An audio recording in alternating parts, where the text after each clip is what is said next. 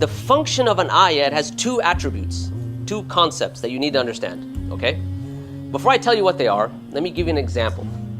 So let's say that like I graduated from my undergrad maybe 20 years ago, okay? So I graduated 20 some years ago. Let's say now I've moved to Houston, Texas, right where I live, and I'm going through my old stuff. And as I'm going through my old stuff, I see my gown and my cap, all right? Now, as soon as I see my gown and my cap, immediately I'm taken to the day I graduated.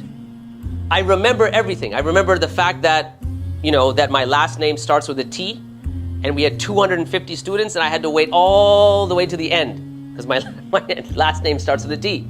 I remember waiting and the anxiety of waiting.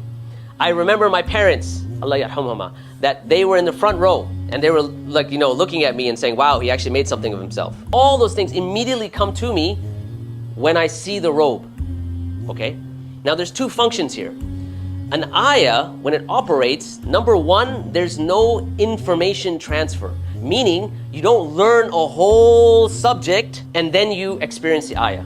It happens immediately, okay? Just like a sign. When you see a sign, you immediately recognize it, right? Number two, well, it's immediate and there's no information transfer. Those are the qualities of a sign. Now, when it comes to ayat, do you think ayat affect the super-rational or the rational?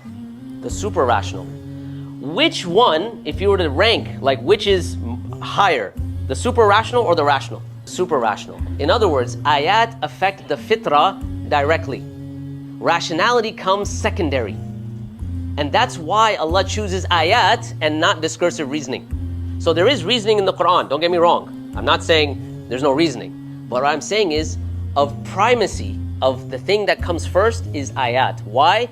Because the goal of an ayah is to awaken your fitrah, is to uncloud your fitrah. Because getting to truth is not just a rational exercise. It also involves a spiritual state.